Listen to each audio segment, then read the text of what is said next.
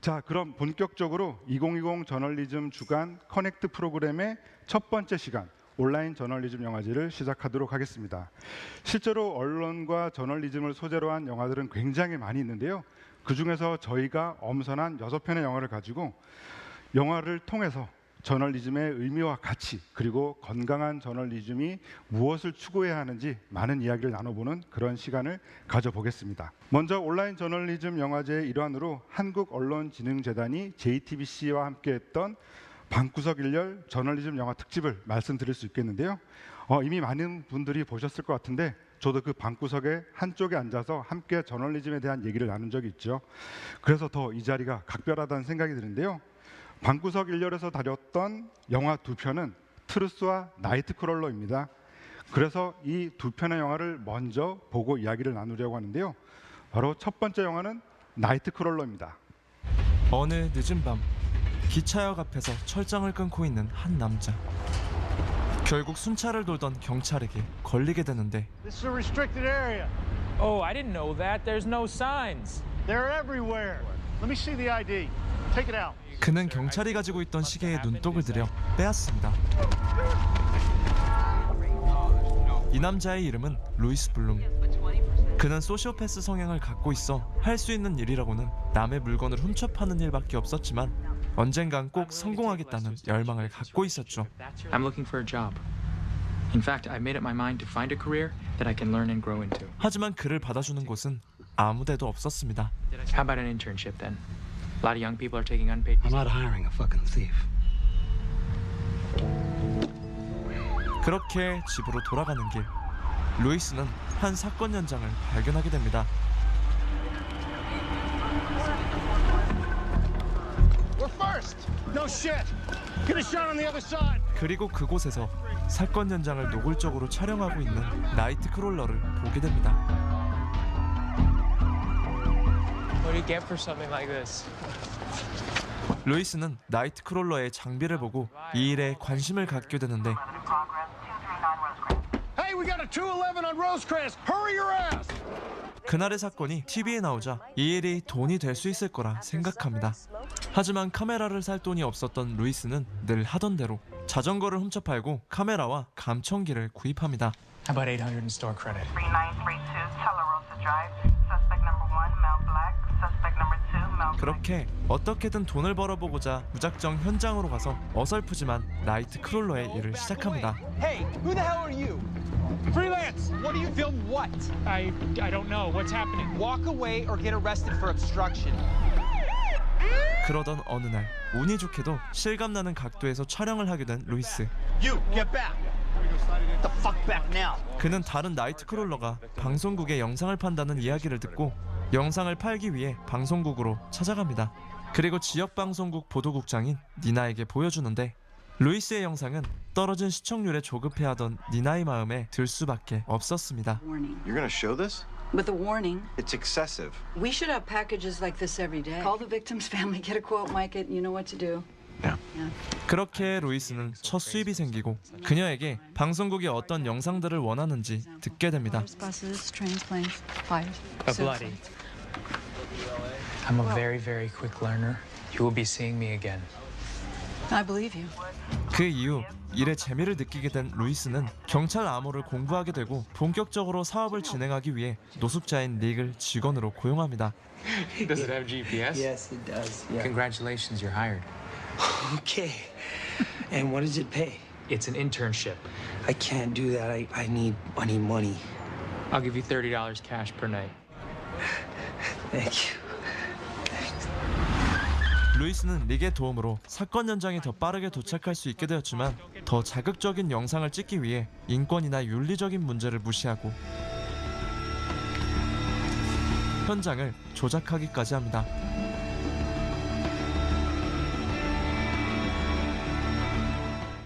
Oh, that's fantastic. Oh, that's a great piece of tape. I don't like it. Like what? The footage looks like he broke in. We're running it. 그렇게 루이스는 더욱 더 자극적이고 대중들이 원하는 영상을 찍으며 자신의 일에 완전히 심취하게 되죠.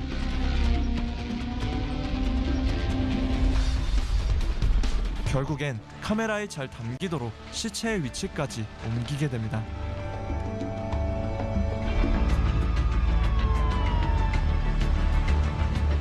third start this week. I'm focusing on framing. 그렇게 니나에게 인정을 받게 되고 루이스는 그녀에게 저녁 식사를 제안합니다. Is that what you're saying? I bet you. 그러나 그 저녁 식사는 단순한 데이트가 아닌 협상을 위한 자리였죠. I want to be the guy that owns the station that owns the camera. I also need financial support to implement expansion. 루이스는 자신이 찍는 영상을 빌미로 그녀에게 특별한 관계와 더욱 많은 것들을 요구하게 됩니다. I'm a very fast learner. We had a conversation where I specifically mentioned that. Do you remember that?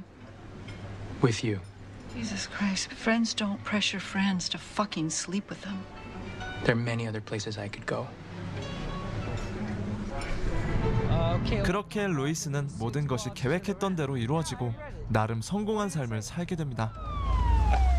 하지만 그에게 문제가 생깁니다. 현장에서 자주 마주친 다른 특파원에게 대형 여객기 추락이라는 특종을 빼앗기고 거기다 조롱까지 당합니다. Welcome to the future, brah. Is this it? 그렇게 니나에게까지 크게 깨지게 되죠. It'll be there later. You know how important this week is. This shit is fucking death to me. I want what you fucking promised me.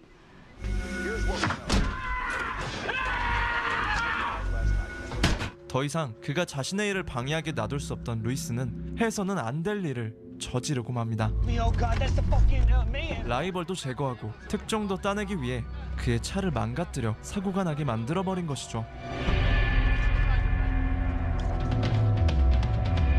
곧이어 근처에서 강도 사건이 발생했다는 소식을 들은 루이스는 경찰보다 먼저 현장에 도착하게 됩니다. 그때 범인은 아직 이곳에 있었죠.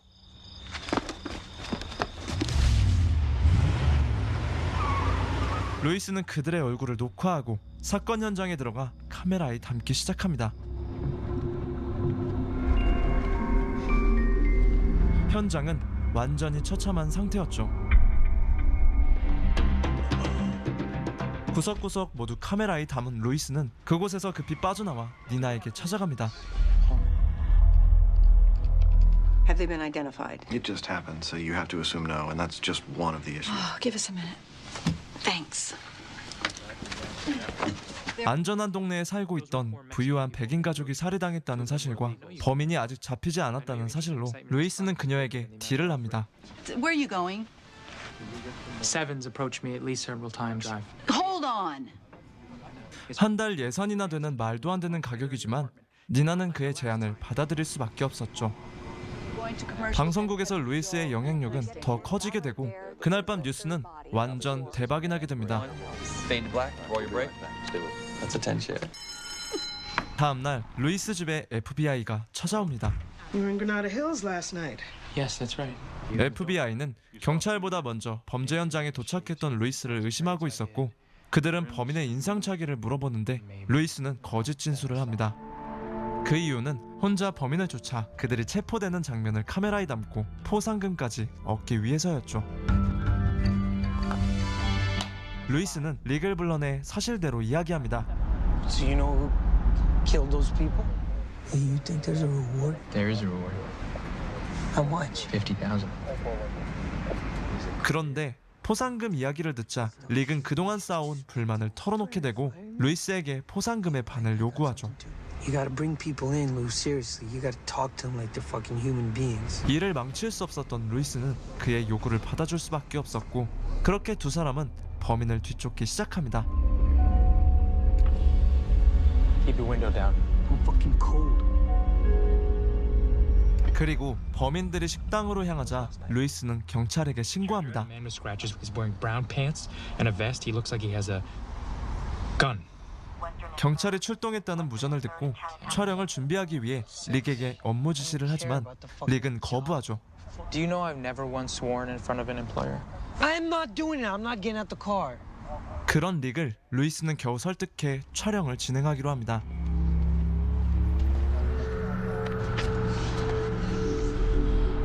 그때 먼저 도착한 경찰 2명.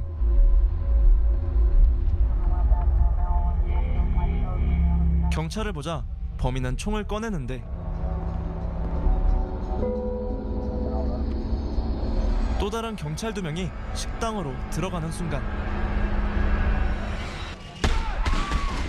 범인 한 명이 도주를 하고 루이스와 릭도 그를 추격합니다.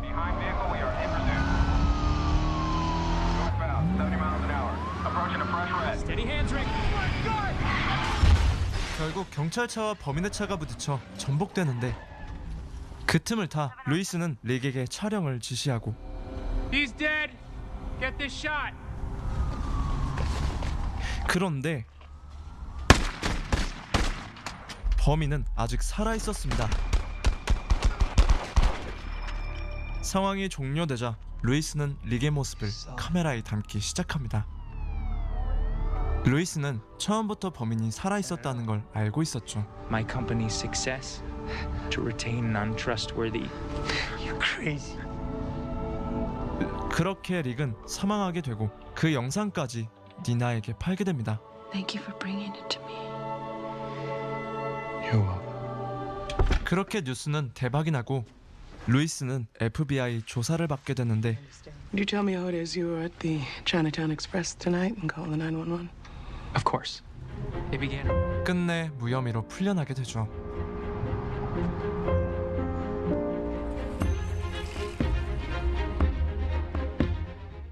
방송의 시청률 지상주의와 특종에 집착하는 선정성을 날카롭게 고발한 영화 나이트크롤러.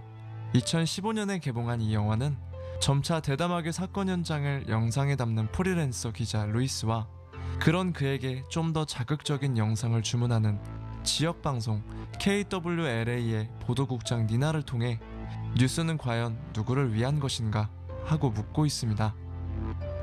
그들에겐 오로지 돈과 자신의 자리, 그것을 위한 시청률만 있을 뿐입니다. 물론 극단적 설정이고 허구이지만 자유자재로 동영상을 올릴 수 있고 얼마든지 그럴듯한 자료를 모아 가짜뉴스와 영상 조작이 가능한 지금 현 시대에서 시청률 지상주의에 매달려 조금이라도 선정적이고 자극적인 영상, 의미를 왜곡해 거침없이 내보내는 방송의 모습까지도 남의 이야기는 아닐 것입니다. 회사까지 차리고 새 인턴을 뽑은 루이스가 마지막에 우리를 향해 남긴 말, I like to say that if you're seeing me, you're having the worst day of your life. 이미 그를 만난 사람들도 있겠지만 이제부터라도 그 누구에게도 현실이 되지 않기를 바랍니다. 지금까지 영화 나이트크롤러였습니다. 소시오패스 루이스 블룸의 마지막 대사가 정말 섬뜩하게 다가오는데요. 그럼 방구석 1열에서 어떤 이야기들을 나눴는지 먼저 짧게 보시고 계속 이야기를 이어가도록 하겠습니다. We're first. No shit. Go around, get inside the car. The fuck I'm paying you for. 나이트크롤러가 무슨 뜻이에요? 그러니까 원래 나이트크롤러라는 그냥 그 단어만 놓고 보면 밤에 이렇게 스물스물 기어 올라와서 활동하는 지렁이를 뜻하는 말이기도 하지만 프리랜서 범죄 전문 취재 기자. 밤이 되면 그런 범죄 현장을 찍기 위해서 이렇게 지렁이처럼 이렇게 슬쩍 나와서 대기하고 있다가 뛰어다니는 그런 기자들을 가리켜서 나이트크롤러 또는 스트링거라고 한대요. Structure fire. 차량에 경찰이나 소방관의 무전을 들을 수 있는 무전기, 스캐너, 카메라, 조명, 노트북 가지고 다니면서 이를테면 어디 화재 발생! 그러면 이제 가는 거예요. 그래서 현장에서 취재한 영상과 사진들을 전국 뉴스방을 통해서 판매를 하는 How much? 100,000. 그야말로 전문적인 그 독립 언론인 거예요. 어떻게 보면. 와. 이게 아침 뉴스에 팔잖아요. 그래서 나이트크롤러인데 아침 뉴스가 의외로 경쟁이 되게 심하거든요. 미국 같은 경우에. 근데 대부분 우리나라에서는 아침 뉴스가 이제 전날 뉴스 재편집해서 내보내는 그런 방식인데 미국은 밤에 범죄 사건이 당연히 많이 일어나니까 그거를 잡아서 아침에 보여주면 시선이 잘 끌기 때문에 그래서 생긴. 근데 이런 직업은 사실 미국이니까 가능한 것 같아요. 사실 한국 같으면 이제 공채 문화가 워낙 좀 공고하게 자리 잡고 있어가지고 그렇게 건건별로 일을 할 수 있다는 개념이 별로 없거든요. 근데 지금 미국은 훨씬 좀 뭐 계약직 들이 좀 더 많이 일을 하고 있고. I can imagine that your contract is for that length of time, and that next month's ratings directly affect that. 그러니까 우리는 아침 뉴스 시청률이 떨어진다고 해서 바로 PD를 뭐 갈아치우거나 사실 그러지는 않거든요. 근데 미국은 훨씬 이제 시장주의적인 그런 문화가 있으니까 저런 산업이 좀 발달할 수 있는 배경이 되지 않았던가. 그러면 우리나라 같은 경우는 이런 직업이 없다 보니까 이런 영상들은 어떻게 이제 구하게 되는 거죠? 물론 기본적으로 이제 각사마다 당직자들이 있어서 사건이 있으면 이제 현장을 가기는 하는데요. 큰 사고는. 근데 기본적으로 이제 의무소방대 분들이 현장에서 좀 많이 찍어주십니다. 의무 경찰, 의무 소방대. 네, 기본적으로 그 웹하드에 다 올려주시기 때문에. 그럼 그런 분들 중에서 이렇게 촬영에 욕심을 내는 앵글이라던가.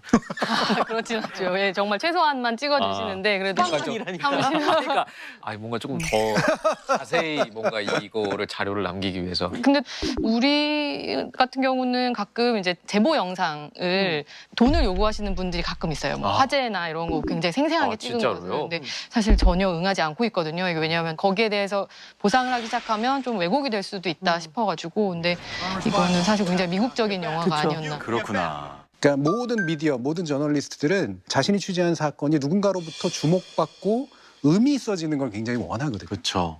근데 이제 당장의 주목을 이끌기 위한 노력들이 사실 신뢰를 계속 깎아먹는 방식으로 사실은 가는 거라 장기적으로는 사실 안 좋은 싸움이에요. 근데 그거를 모르는 거죠. It's graphic, repeated. 근데 또 저도 반성하게 돼요. 자극적인 뉴스를 막 보려고 하는 그런 마음들. 그렇죠. 네. 왜 우리 드라마나 영화 보면 주인공들이 무슨 일이 생겨요. 그럼 왜 어머 그 집에 누가 그랬다며? 어머 난 그럴 줄 알았어. 뭐 이런 거 하시는 단역 있잖아요. 네. 그 역할을 해서는 안 돼요. 우리가 살면서. 이 사건이 벌어진 소사이어트의 주인공으로서 나는 어떤 고민을 할 것인가를 해야 되는데 자꾸만 추임새 넣는 단역을 하고 싶어 하는 거예요. 왜냐하면 사실 여기에는 의무도 권리도 없으니까 쉽거든. 그래서 빨리 우리도 주인공인 시민으로 각자 고민을 한다면 저는 그럼 기사들 스스로가 바뀔 것 같아요. I want you to get in the god game. I want something people can't turn away That's from. what people do these days if they don't like a Hit story. it again, harder. And they hope to God the truth gets lost in the story. 5, 4, 3, 2, 1. Sting it. Courage. 그래서 내부적으로는 굉장히 많은 논의가 이루어지고 있어요. 저희가 좀 더 좋은 뉴스를 만들자. 어떻게 하면 좀 권력을 감시하면서도 또 좋은 아젠다를 제시하면서 우리 사회가 좀 발전적으로 나아갈 수 있는데 기여할 수 있겠는지를 고민을 하고 있습니다. 모두의 책임이 돼버린 것 같아요. 소비자는 맨날 미디어만 욕하면서 너희들이 잘못해서 그래, 기레기야, 쓰레기야 이러면서 나는 뉴스에서 벗어난 인간처럼 행동하거든요. 근데 제가 언론학자로서 늘 주장하는 게 뭐냐, 우리는 뉴스를 못 벗어나요. 자기가 경험하지 못한 세계를 어떻게 아는데. 그렇죠. 결국은 이거를 벗어날 수 없다는 걸 인정해야 돼요. 그럼 이 벗어날 수 없는 세계, 이 매트릭스의 세계를 어떻게 하면 좋은 것으로 바꾸는가가 내가 할 일이지, 이게 대단히 중요한 문제라고 생각을 해요. 모든 언론이 바뀌라고 기대하는 건 저는 말도 안 된다고 생각을 합니다. 다만 의미 있는 언론들이 나와야 돼요. 그리고 소비자는 바로 그 언론이 나름대로 자기의 원칙을 지키면서도 배골치 않게 만들어줘야 돼요. 후원해줘야 되거든요. 여긴 내가 같이 해줘야 되는 문제라는 거죠. 이게 이제 그나마 현재의 매트릭스를 좋은 매트릭스로 바꾸는 길이다. 같이 바꿔야 된다 이런 생각을 합니다. 좋다. 아무 말이나 좀 더 해주세요.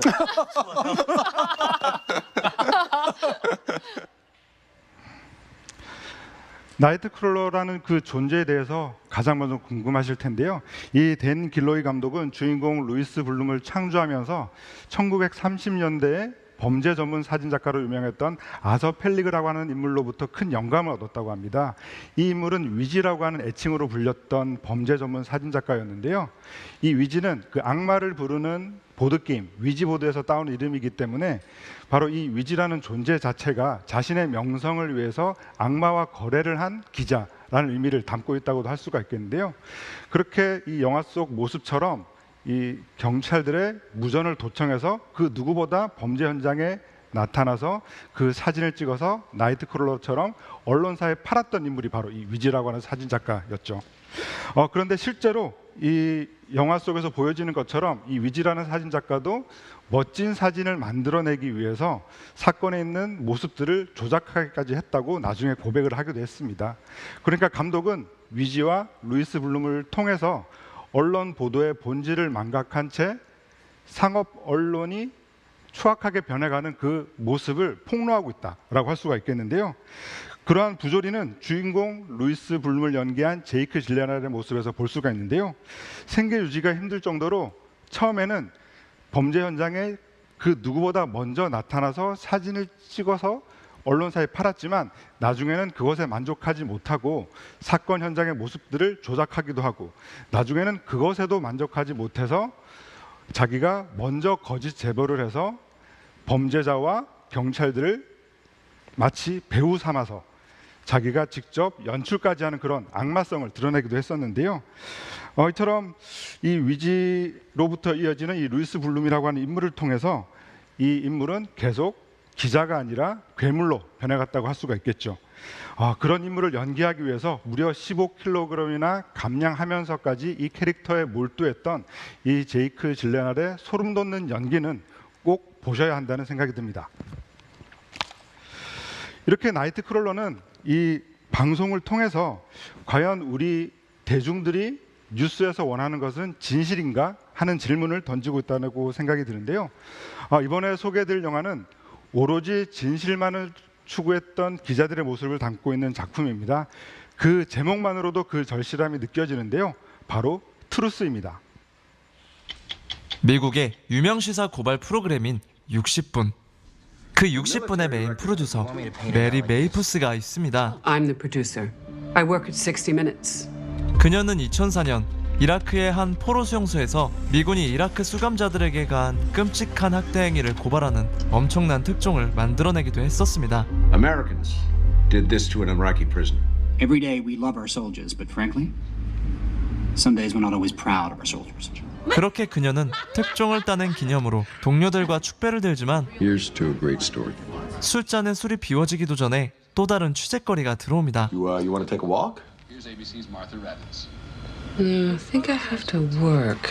I might have something for the election. 바로 당시 미국의 대통령이었던 부시 대통령의 군복무 비리에 대한 의혹이었습니다. Okay. But if we go with this, we got to go early. We can't October surprise him. All right. 부시 대통령이 젊은 시절 군인 신분이었을 때 힘에 있던 집안의 권력을 이용해 특혜를 받았었다는 건데요. What you're looking at is George W. Bush's entire Texas Air National Guard file. Let me show you what we've got. May 1968, bloodiest month of the Vietnam War. Bush says he got in so quickly because they were specifically looking for pilots, which is bullshit with all the pilots rotating back in from Vietnam. And the only thing that makes Bush an attractive candidate to the Guard is who he's connected to. Either way. 당시 베트남 전쟁이 한창이었지만 부시 대통령은 소위 말하자면 꿀만 빨다가 전역을 했다는 겁니다. 운이 좋아서가 아닌 권력을 이용해서 말이죠. The record shows there are no points registered on Bush's record. What it basically means is that Bush never even showed up. So he asks to quit 9 months early and they just let him. So that he can attend Harvard Business School. 수많은 미군들이 베트남에 보내져 전사하고 있던 가운데 미국 땅에 남아있는 주 방위군에 부시가 특혜로 입대하게 되었다는 사실 외에도 수많은 비리 의혹들이 있었고 이제 충분한 증거들만 모으면 됐었습니다. How the hell do we get him to go on the record? 마침 부시 대통령의 임기가 끝나갈 무렵 재선 캠페인을 벌이고 있던 때였고 만약 이 병역 비리의 의혹이 방송을 타게 된다면 대선의 방향이 크게 바뀔 만한 굉장한 특종이었습니다. Governor. You got the President of the United States into the National Guard. Why don't you come on TV? Tell us all about it. Oh, we both know if I ever said that. Run that Austin on a rail. George is one of the best pilots I ever had, so I'm going to respectfully invite you to go fuck yourself. 하지만 상대가 미국의 대통령인지라 의혹을 뒷받침해줄 만한 유력한 증인들이 모두 증언을 하기 꺼려했고 취재는 벽에 부딪힌 듯해 보였습니다. So, what's our next move? I have no idea. 그때 구세주같이 등장한 한 제보자. I saw it with my own two eyes.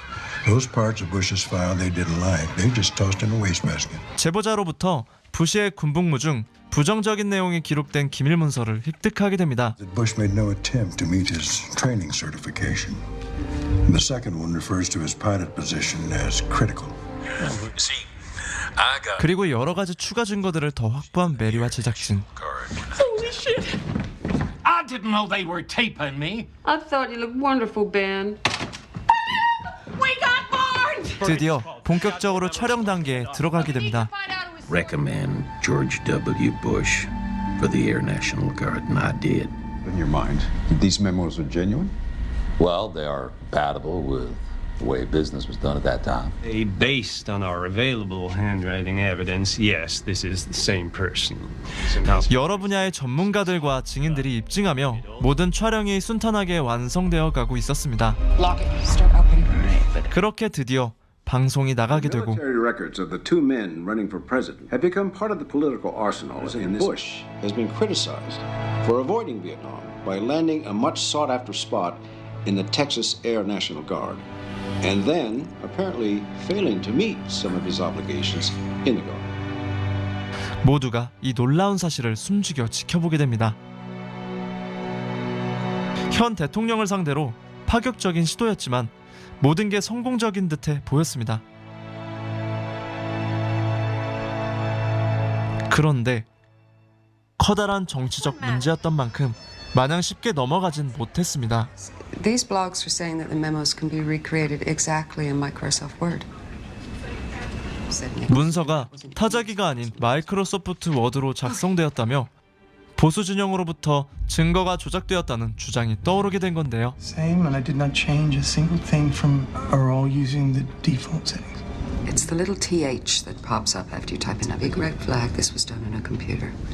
He said it didn't exist on typewriters in the 90s. 문단의 모든 특성이 워드와 일치하고 특히 이 어깨의 글자는 문서가 생성되었을 당시 타자기로는 아예 쓸 수 없는 기능이었다고 주장합니다. 그 증거 조작의 의혹은 여론 사이에서 더욱 커져 타 방송사에 좋은 취재감이 되기도 했죠. They point to the typeface, spacing, and perfectly even imprint of the letters that look more like the creation of a computer. 그렇게 가만히 있을 수만 없었던 제작진은 의혹에 반박을 하기 위해 Another goddamn TH in the official record. 당시 공식 문건에서 또 다른 어깨 글자 TH를 찾아 나서는데 하지만 그렇게 쉽지만은 않았습니다. This is bad. When they start asking to talk to our source, then it'll be bad. 그런데 그때 That one. Here. I have a superscript TH. 오랜 시간 끝에 드디어 다른 어깨 글자 TH를 발견한 제작진. 곧바로 반박 방송을 준비하게 됩니다. Those raising questions about the documents have focused on something called superscript. In fact, other Bush military records already released by the White House itself show the same superscript. Here's one from 1968. 무사히 반박 방송마저 끝낸 제작진은 모든 게 순탄하게 넘어가나 싶었지만 갑자기 이상한 일이 벌어지게 됩니다. Bobby Hodges is on the phone. I've seen all the coverage, and I have to say I think these memos are fake. You, excuse me? I'm just telling you, I now believe the memos are forgeries. You told Mary it was from a man named George Kahn? Well, she was bugging me so much about it, I had to tell her something. So that's not accurate? No, sir, it is not. 어떻게 된 이유인지 갑자기 증인들이 하나둘씩 입장을 바꿔 꽁무니를 빼기 시작했고 여론의 반응은 제작진이 버티기 힘들 정도로 더욱 거세져만 갔습니다. 애당초 대통령의 복무 비리에 대한 논점이 흐려진 지 오래였고 여론은 그저 문서의 조작 여부와 메리의 정치 성향, 인격 모독에 대한 얘기밖에 없었습니다.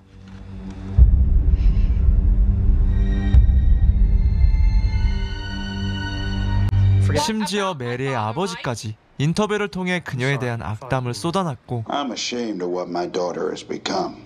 She's a typical liberal. 현재 그녀의 심정은 마치 벼랑 끝에 매달린 기분이었습니다. 더 이상 부시의 병역 비리가 사실인지 가짜인지는 중요하지 않았고 메리는 물론 간판 앵커인 댄 레더까지 공격 대상이 되며 방송국 전체가 위협을 느낄 지경까지 오게 되었습니다. CBS News deeply regrets it. Also, I want to say personally and directly. 결국 방송국은 상층부의 압박에 못 이겨 앵커 댄 레더에게 사과 방송을 준비시켰고 60분 팀 전원에게 거짓 음모를 야기하기 위한 것이 아닌지 여부를 확인하기 위해 내부 조사를 진행하기로 합니다. Is that why when Barnes told you he got Bush into the Guard, you believed him without question? Or are you just that bad at your job?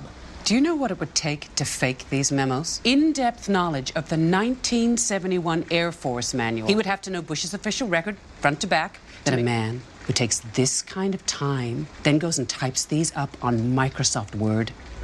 조사 진행원들의 모든 의문 제기에 당당하게 대답할 수 있었던 메리. Our story was about whether Bush fulfilled his service. 이미 진 게임이나 다름없지만 그녀는 끝까지 신념을 놓지 않았습니다. No, sir. No, I do not.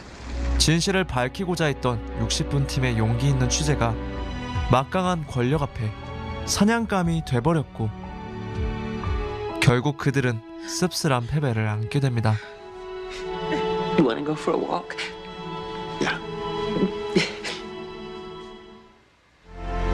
영화 투루스는 실패의 이야기입니다. 진실을 쫓아 질문을 찾고 답을 확인하는 저널리즘의 사명을 다했지만 결국 진실은 승리하지 못했습니다. 하지만 영화 투루스는 실패의 과정을 통해 진실이 승리하기 위해서는 언론이 어떻게 해야 하는지 말하고 있습니다. 기회가 있을 때마다 질문을 반복하면서 말입니다. 언론인의 의무인 질문을 했을 뿐인 메리가 정파성과 진영 논리에 빠진 이 세상에 진실을 감추기에 급급한 권력에 돈이 되는 뉴스만을 쫓는 언론에 이렇게 외칩니다. Our story was about whether Bush fulfilled his service. They want to talk about fonts and forgeries and conspiracy theories. They question your politics, your objectivity, hell, your basic humanity. We can't even remember what the point was. 그리고 대는 실패했어도 여전히 믿고 있습니다. 언론이 진실을 추구하기 위해 질문을 멈추지 않는 한 언젠가는 승리한다. 영화 투루스였습니다. 영화 투루스는 저널리즘을 소재로 한 수많은 작품들 중에서 이 언론의 패배를 그리고 있는 굉장히 드문 작품 중 하나인데요. 오히려 그렇기 때문에 언론이 추구해야 할 정신과 가치에 대해서 더 의미 있는 질문을 던지는 영화라는 생각이 듭니다. 그럼 이번에도 방구석 일렬에서 이 영화 투루스에 대해 어떤 이야기들을 나눴는지 짧게 보시고 계속 이야기를 이어가겠습니다. 레더게이트 사건은 당시에 정말 큰 화제를 불러왔던 걸로 기억하거든요. 아무래도 선거 직전에 선거 판도를 뒤엎을 수 있을 만한 큰 사건이었기 때문에 회자가 되는 것 같아요. 부시 대통령의 병역 비리는 그 이후로는 건들지 못하는 문제가 되지 않았나 싶은데요. 이 병역 의혹은 아까 보셨지만 이상하잖아요. 사실 이렇게 왜 하필이면 텍사스주 방위군 공군에 그 지역 유력자의 자제들이 베트남전 시기에 많이 모여 있었고 비행 성적이 너무 좋지 않은데도 조종사가 됐고 또 복무 기록이 남아있지 않았다든지. No eyewitness can place him on that base, and there is no paperwork to prove that he was ever there. He requests, and he is granted, an early discharge. Why?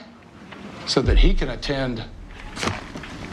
이런 부분들은 기자들로서는 당연히 논리적으로 흐름이 안 맞기 때문에 그 구멍을 메우고 싶을 수밖에 없는 주제인 거죠. 의혹을 제기할 수 없는 그럼요. 아 그리고 저는 또 하나는 문건을 들고 나온 분이 혼자 나온 게 아니라 와이프가 옆에 앉아서 Bill tried to talk about this in 2000. Someone ran us off the road one night.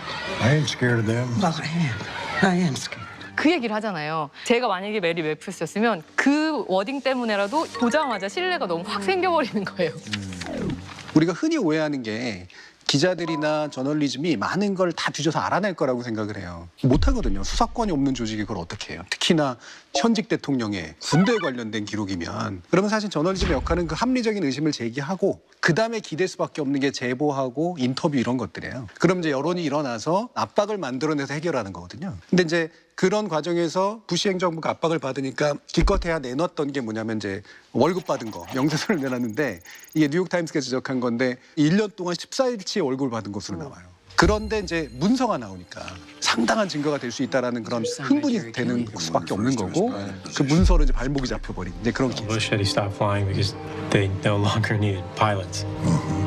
This document would prove that statement untrue. 그런데 저는 이 폰트 위조, 일로 뭔가 본질을 옮기려 하는 것 자체가 너무 안타깝더라고요. 그러니까 내용을 공격하지 말고 형식을 공격하라는 거잖아요. 그러니까 네. 우리가 되게 무협지에서 가장 많이 쓴 달을 봐야지 왜 내 손을 보느냐 뭐 이런 말 있잖아요. 그런 것처럼 견월망지라는 고사성어처럼 핵심은 부시가 당시에 군대에서 제대로 있었냐? 그러면 그 질문을 누구한테 해야 되냐면 부시에게 해야 되거든요. 그게 아니라 갑자기 문건이 이상해로 처음부터 끝까지 간 거예요.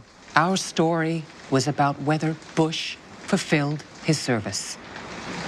But nobody wants to talk about that. They want to talk about fonts and forgeries and conspiracy theories. And they hope to God the truth gets lost in the scrum. We can't even remember what the point was. 그런 식으로 우리가 집중해야 되는 포커스를 흐리게 하는 경우가 정말 언젠가부터 제일 많아진 것 같아요. 그래서 팩트로만 얘기해라는 말만큼 사실 위험한 말이 없다라고 생각하거든요. 그러네요 또.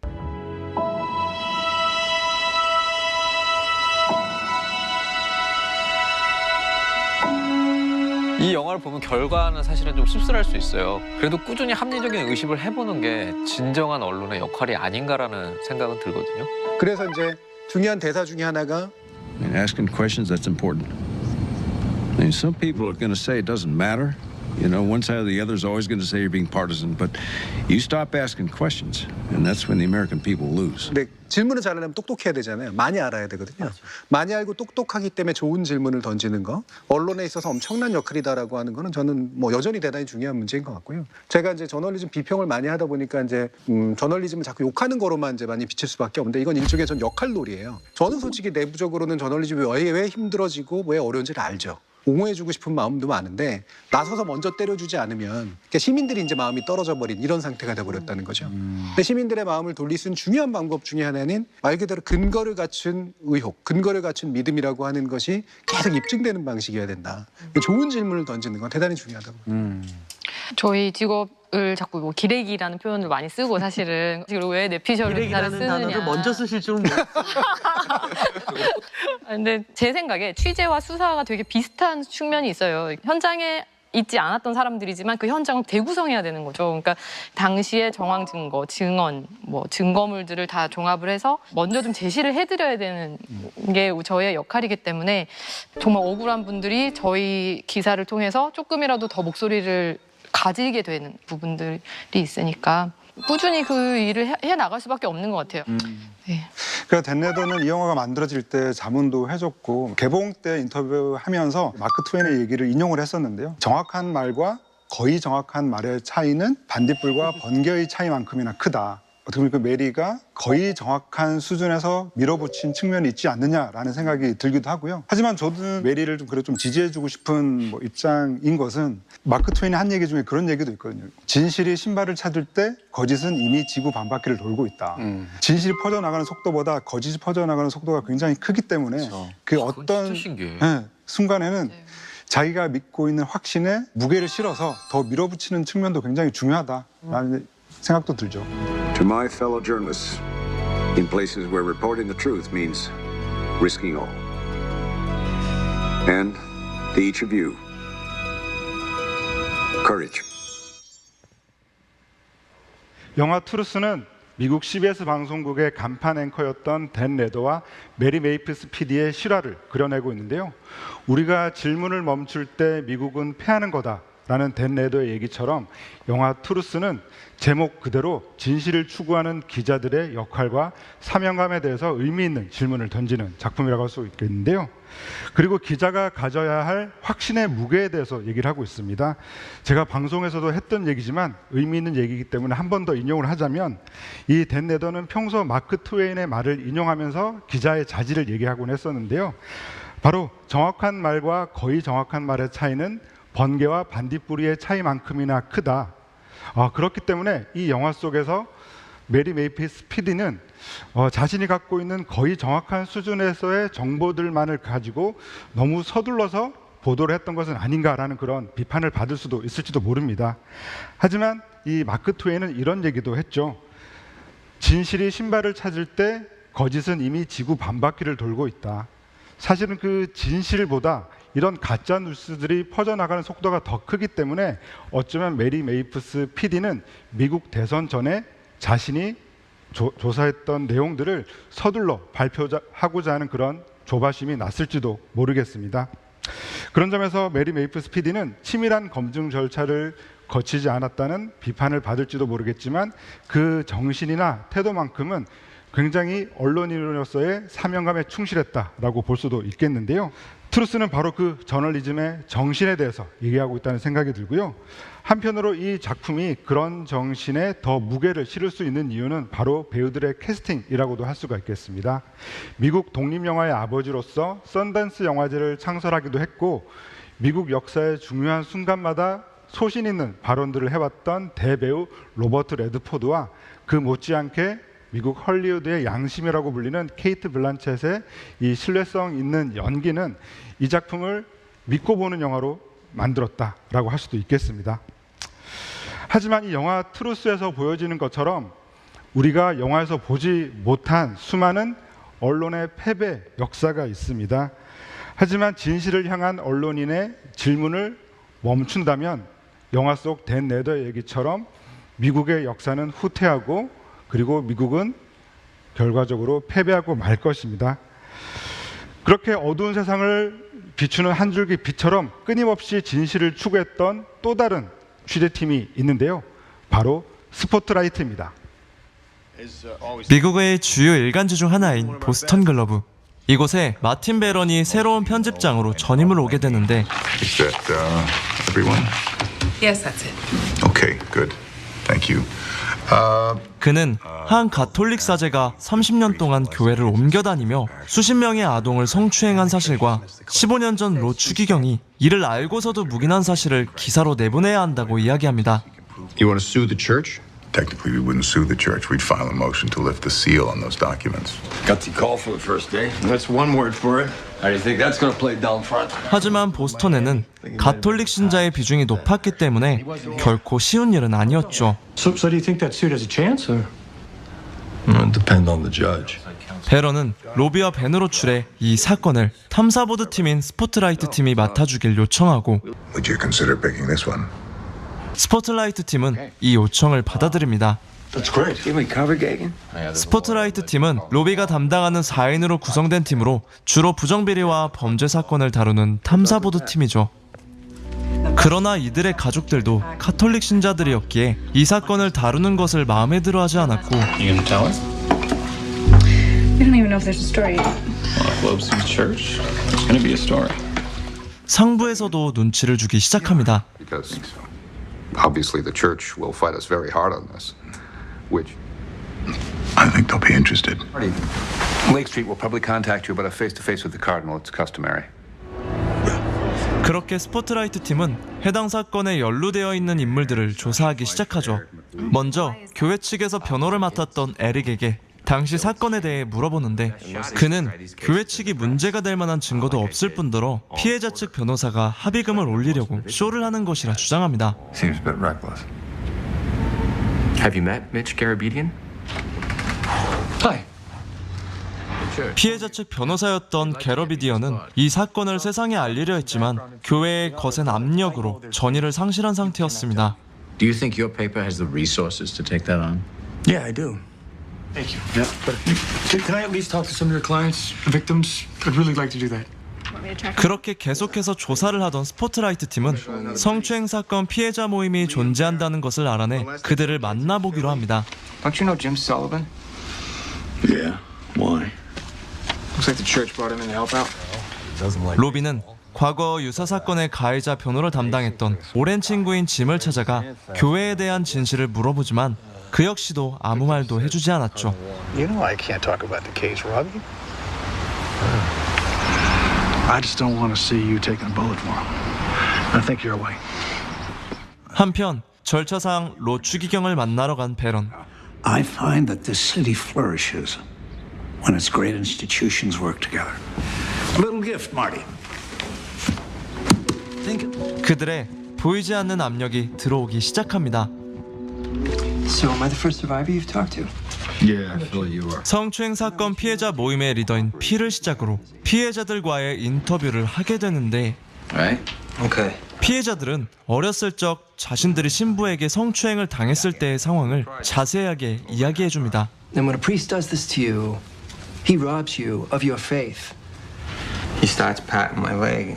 His hand just slides right up and he grabs my dick. He took off his clothes and he said, I've been so depressed, but maybe you can cheer me up and give me a blowjob. I'm sorry. I knew I was going to do this. 그들의 이야기는 너무나도 충격적이었죠. 그리고 필은 성추행을 한 신부들을 13명이나 넘게 알고 있었고 이 사실을 5년 전 보스턴 글로브에도 보내봤지만 무시를 당했었다고 주장합니다. Should have clarified it 5 years ago when I sent you all of this stuff. It's all right here. Thanks, Patrick. Don't thank me. Just get these assholes, will you? 또 당시 피해자들은 소송도 준비했지만 교회 측 변호사가 이를 막아 소송을 포기했었다는 사실도 알게 되죠. Do you remember his name? The lawyer? 하지만 이게 끝이 아니었습니다. 전직 사제이자 심리 연구가 리처드 말에 따르면 성추행을 저지른 신부들이 현재 확인된 숫자보다 훨씬 많다는 사실을 알게 되죠.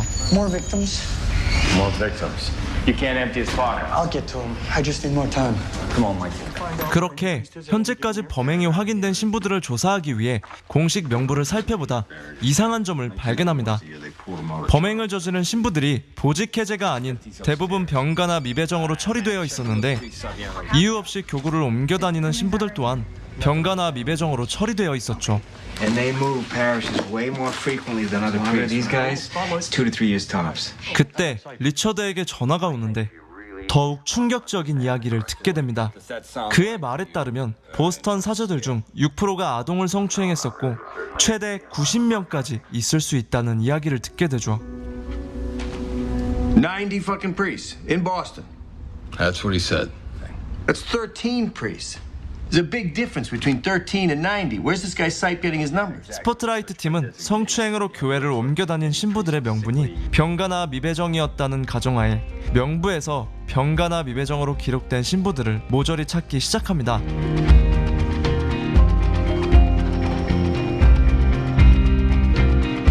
그들은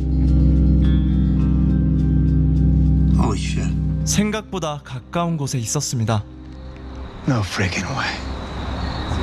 그렇게 찾아낸 신부들은 87명. 연구 결과를 토대로 한 추정치와 거의 맞아떨어지는 숫자였죠.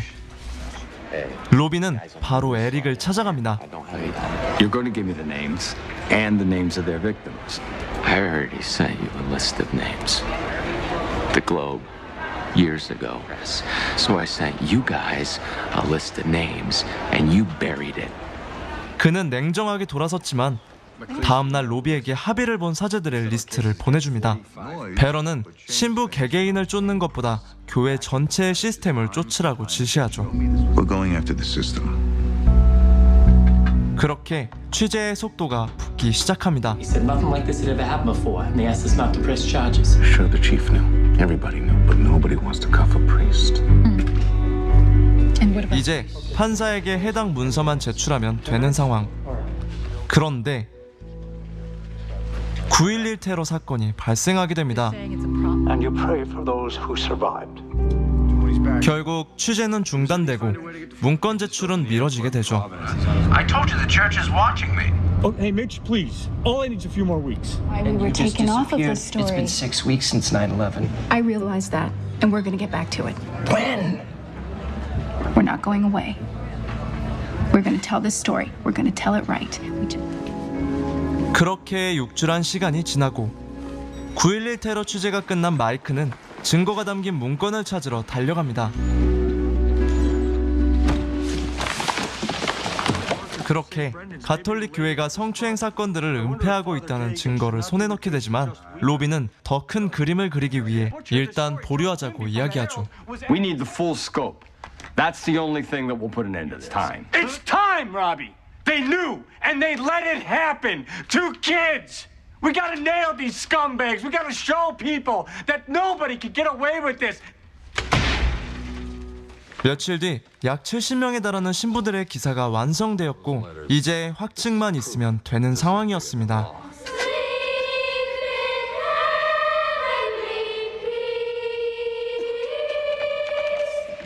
확증을 얻기 위해 교회 측 변호사였던 짐을 다시 찾아갑니다. I'm out of time, Jim. Are you out of your mind? Come on. This is our town, Jimmy. Get out of my house. 하지만 차갑게 거절당하게 되는데 Hey! You come to my home and lay this shit on me? Give me the list. 마음이 쓰였던 짐은 로비의 제안을 받아들이고 끝내 70명의 신부가 모두 가해자라는 확증을 받아내죠. 이제 마지막 기사를 내기 전날 로비는 몇 년 전 보스턴 글로브에서 이 사건을 무시했다는 사람이 바로 자신임을 밝힙니다. That was you. Yeah. 그렇게 카톨릭 교회 아동 성추행 사건에 대한 기사가 발행되고 보스턴 시민들은 큰 충격에 빠집니다. Sasha, can I have a drink of water? Yeah, sure. 그렇게 사건은 종결되나 싶었지만 더 많은 피해자들이 나타나고 Phones have been ringing all morning. That's right. Thank you. I'm sorry to make you. 이것은 끝이 아닌 시작이었습니다. 2003년 플리처상을 받은 실제 기자들의 이야기를 그린 영화 스포트라이트. 미국 일간지 보스턴 글로브의 스포트라이트 팀이 가톨릭 사제들의 아동 성추행을 고발하는 내용입니다. 이 영화에는 극적인 반전도, 영웅주의도 보이지 않습니다. 진실을 외면하고 겁을 먹고 도망가고 외면했던 진실 앞에 다시 마주한 이유를 자신조차 정확히 모르는 현실에 존재하는 평범한 기자가 있을 뿐입니다. 그 대신 영화 스포트라이트는 꼼꼼하고 차분하게 보여줍니다. 언론, 기자가 넘어서야 할 것이 무엇인지, 그것은 바로 성역을 부수고 들어가는 용기, 진실 보도를 위한 끈질긴 추적, 온갖 위협과 유혹을 뿌리치는 양심이라는 것을 말입니다. 실화를 바탕으로 한 영화, 그래서 더욱 감동적인 영화 스포트라이트였습니다. 앞서 봤던 트루스가 보도 이후에 권력의 압박을 그려내고 있다면 스포트라이트는 보도 이전의 권력의 압박을 그려내고 있는데요. 그처럼 이 두 영화를 연결시켜보면 사건을 취재하고 조사하고 보도하고 그리고 그 이후에 반응을 얻기까지 기자들이 얼마나 험난한 과정을 거쳐서 사건을 보도하는지 잘 보여주고 있다고 할 수가 있겠는데요. 이처럼 카톨릭 교회 내에서 수십 년에 걸쳐 자행됐던 아동 성추행과 그 사건을 감추는 데만 급급했던 이 가톨릭 교회의 추악한 이면을 폭로했다는 점에서 이 스포트라이트 팀은 바로 2003년 미국 최고의 언론상인 퓰리처상을 받게 됩니다. 또 영화 팬들 입장에서는 이 작품이 더 흥미롭게 다가오는 지점은 우리에게는 어벤져스 시리즈의 헐크로 잘 알려져 있는 마크 러팔로 배우와 또 과거 배트맨 시리즈에서 배트맨으로 유명했던 마이클 키튼 배우가 권력과 맞서 싸우는 기자 사람으로 출연했다는 점이 오히려 이 영화의 현실감을 배가시킨다고 할 수도 있겠죠. 그 중에서도 이 스포트라이트는 저널리즘의 용기라는 측면에서 곱씹어 볼 만한 장면과 그 의미들이 많은 작품이라고 할 수가 있겠는데요. 특히나 우리가 그동안 많이 들어왔던 탐사 보도라는 측면에서 이 영화가 아카데미 시상식에서 각본상을 수상한 것도 어쩌면 그 탐사 보도의 중심에 이 관객들을 대리 체험할 수 있게끔 그 현장으로 데려간다는 측면이라고 할 수가 있겠는데요. 또 이 탐사 보도라는 말만큼이나 성역 없는 보도라는 말도 많이 들어보셨을 텐데요. 하지만 우리는 그 권력과 자본의 울타리 안에서 멈춰서 버린 언론의 모습도 많이 기억하고 있습니다. 그렇기 때문에 이 성역 없는 보도라는 말은 저널리즘의 희망사항에 불과할지도 모른다라고 생각할 수도 있겠는데요. 오히려 스스로 성역 그 자체가 되어버린 언론의 모습도 많이 보아왔기 때문입니다. 하지만 스포트라이트는 그 저널리즘이 빠질 수 있는 유혹을 이겨내기 위해서 어떻게 해야 하는지 이 세상 모든 기자들은 물론이고 기자를 꿈꾸는 모든 사람까지 반드시 봐야 할 영화가 아닐까 싶습니다. 이렇게 진실 앞에 서 있는 기자, 언론이 흔히 하는 고민이 있습니다. 어렵게 취재한 사실을 어떻게 어떤 모습으로 어느 타이밍에 보도해야 할 것인가, 많은 기자들이 고민하는 내용이기도 할 것인데요. 깊은 고민 끝에 이 보도를 진실의 뿌리를 완전히 드러내는 순간까지 취재를 해서 내보내야 할 것인가, 아니면 어느 순간에서 자기 확신에 따라서 타이밍을 맞춰야 할 것인가 하는 그런 고민은 기자는 물론이고 세상 사람 모두가 할 법한 그런 선택의 고민이라고 할 수가 있겠는데요. 그 고민의 이유는 바로 속보와 특종이라고 하는 그 유혹 때문입니다. 영화 스포트라이트가 그 유혹을 어떻게 이겨냈는지 잘 보여준다면 지금 보실 특종 량첸 살인기는 그 특종이라는 함정에 빠져버린 한 기자의 쓸쓸한 이면을 그려내고 있습니다.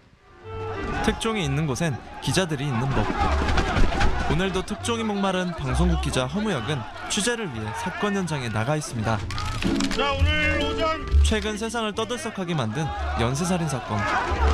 무려 7명을 죽인 끔찍한 사건이었죠. 하지만 무혁에겐 또 다른 끔찍한 일이 벌어지고 있었습니다. 대남실업 오너가 누군지 알아? 무혁이 특종으로 잡은 한 기업의 비리 기사. 그 회사 납품 비리 그렇게 까고도 그것도 몰라? 알고 보니 방송국 광고주의 친인척을 건드린 거였고 나 자르는 거야? 광고주는 무역의 생계를 건드려버렸습니다. 저기 뭐 경력 기자 필요하신다고 그러지 않으셨나? 하루아침에 백수가 되어버린 무역. 급하게 일자리를 구해보지만 그렇게 쉽지만은 않습니다. 그때 갑자기 무역의 머리를 스친 것이 있었으니 살인범 제가 아는 사람 같아요. 그러세요? 바로 장난이라 생각하고 대수롭지 않게 넘긴 제보 전화 한 통. 구수동 지푸라기라도 잡는 심정으로 연쇄살인 사건의 범인을 알고 있다는 제보자를 만나러 갑니다. 전화했어. 비 못 치고 나 봤어. 여기 안 오는 거 확실하지? 집에 갔어. 광주? 범인의 집이 현재 비어있다는 말을 듣고 집에 직접 들어가 보기로 결심한 무역. 집안엔 수상한 흉기들이 수두룩했고 벽에는 여러 사건들의 신문기사들이 도배되어 있었습니다. 그 순간 집 어딘가에서 느껴진 인기척.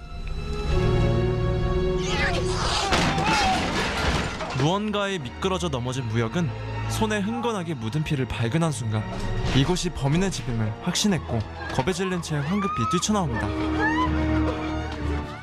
그렇게 집에 도착해 몸에 묻은 피를 씻어냅니다. 불현듯 무언가 떠오른 무역. 바로 얼떨결에 들고 나온 범인의 자필 메모였죠.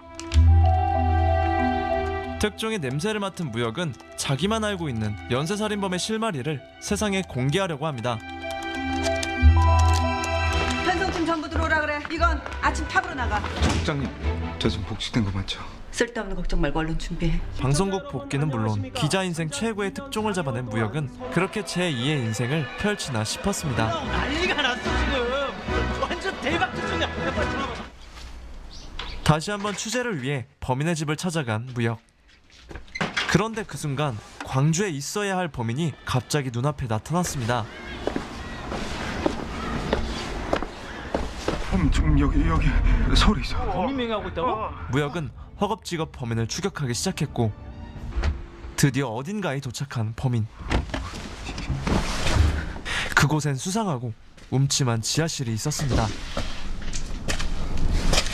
떨리는 마음으로 범인을 따라 지하실로 내려가 보는데 거기 아니에요. 이쪽으로 오세요. 무역은 무언가 굉장히 잘못 돌아가고 있다는 걸 깨닫게 됩니다. 그간 범인이라고 생각했던 인물은 범인이 아닌 연극 배우였던 것입니다. 그것도 연쇄살인극의 살인자 역할 배우였던 것이죠.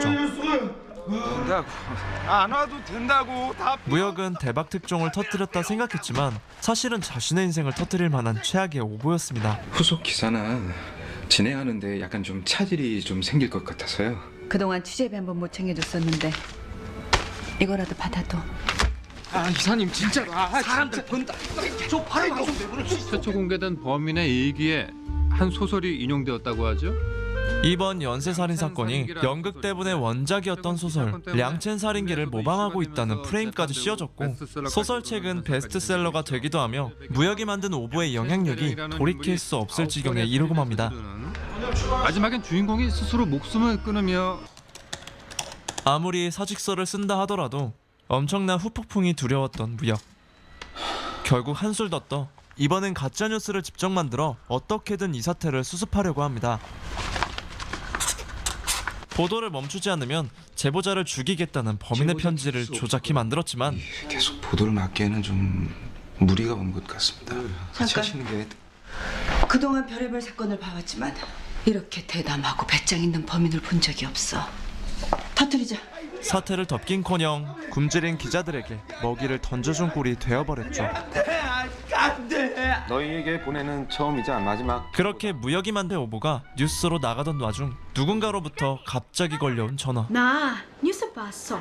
지금 기자님 회사 왔어요. 다름 아닌 제보자였는데요. 무역의 진실을 알고 있는 유일한 사람이었던 제보자가 나돈 필요해. 갑자기 태세를 받고 협박을 하고 화면에 찍힌 그 새끼 범인이라는 증거 어딨어? 경찰의 압박 수사까지 더해져 일은 점점 꼬여져만 갑니다. 그렇게 상황이 복잡해지는 와중에도 결국 차장으로 승진까지 하고 자신의 입지는 점점 올라가는 반면 무역의 심정은 점점 나락으로 떨어져만 가고 있었습니다. 자포자기한 마음으로 집에서 잠깐 쉬고 있던 와중 무역은 자신의 인터넷 뉴스 기사에서 수상한 댓글을 발견합니다. 최종. 그리고 난데없이 발생한 또 다른 사건. 제보자 시체에서 나온 거야. 범인이 예고대로 제보자를 살해했다는 건데 그 예고를 만든 장본인인 무역은 이 상황이 도무지 이해가 가지 않습니다. 제보자 최정호 씨 허 기자님이 확인한 걸로 기록하겠습니다. 방금 최정호 씨?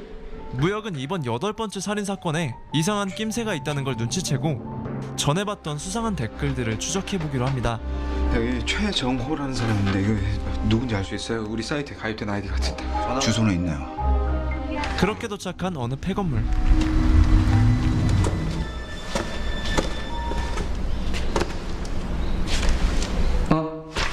그리고 무역 앞에 나타난 한 남자. 안녕하세요. 밥 먹었어요? 누구세요? 나한테 고맙다고 해야죠. 진짜 범인이 무역을 유도해 스스로 정체를 드러낸 것이었습니다. 책도 잘 읽어봤어요. 내가 왜 그토록 이렇게 방황했는지, 뭐가 날 이렇게 괴롭혔는지 이 안에 다 들어있었어요. 처음부터 끝까지. 그동안 의미 없는 삶을 살아왔던 범인은 방황하는 삶 속에서 아무 이유도 목적도 없는 살인 행각을 벌여오던 중 무역의 가짜뉴스로 인해 자신의 묻지마 살인이 량첸 살인기라는 유명 소설의 영웅담 같은 스토리로 의미부여가 되었고, 범인은 무역의 가짜뉴스를 진짜 뉴스로 바꿔버리자고 하며 무역에게 협조를 요구합니다. 무조건 끝까지 가짜라는 게 밝혀지면 안 되는 거야. 내가 소설처럼 마무리 지을게요. 양찬 대령처럼 내가 죽겠다고요. 범인에게 위협을 느낀 무역은 황급히 건물을 빠져나와 신고를 하려 하지만 자신의 곤란한 처지를 생각해 이도저도 못하게 됩니다. 범인이 방송국으로 편지 보내었어. 유서야 유서. 그리고 다시 한번 방송국에 도착한 범인의 편지. 이번엔 가짜가 아닌 진짜 범인이 보낸 것이었는데요. 소설 속 주인공처럼 자살을 선택하겠다는 유언을 남긴 채 그의 몽타주가 공개된 순간 광주 출신이지만 14세 이후 무역은 또 다른 충격에 빠지고 맙니다. 행적을 감춘 것으로 몽타주의 범인은 전혀 다른 사람이었죠. 용의자 서두호입니다. 범인은 애초에 자살할 생각이 없었고 전혀 다른 인물을 자기 대신 자살로 위장해 살해하려던 계획이었습니다. 이후 그 인물을 범인으로 몰아가 자신은 그대로 살아있으면서도 살인자가 자살을 하는 소설 속 이야기를 완벽하게 실현시키려고 한 것입니다. 저 뉴스 나가면 큰일 난다니까요.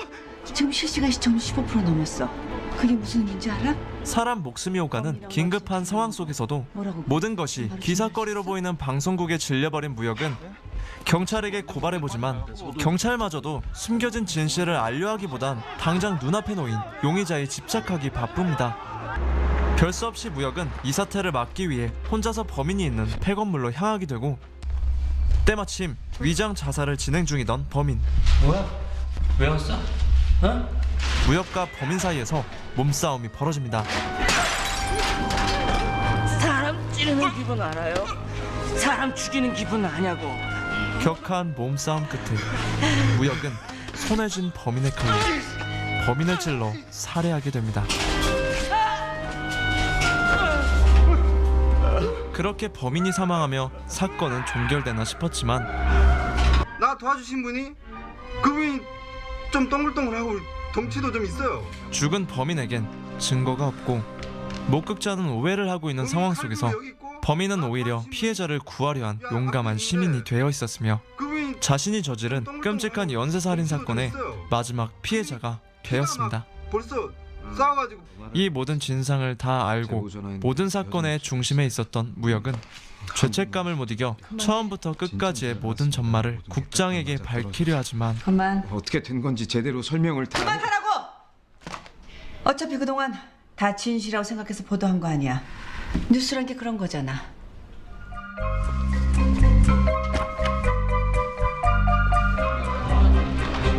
세상이 끝나버릴 것만 같은 시간들이었지만 결국 태풍이 지나간 그곳엔 눈앞에 보이는 진실에만 안주하는 세상이 마치 아무 일도 없었던 듯 톱니바퀴처럼 돌아가고 있었습니다.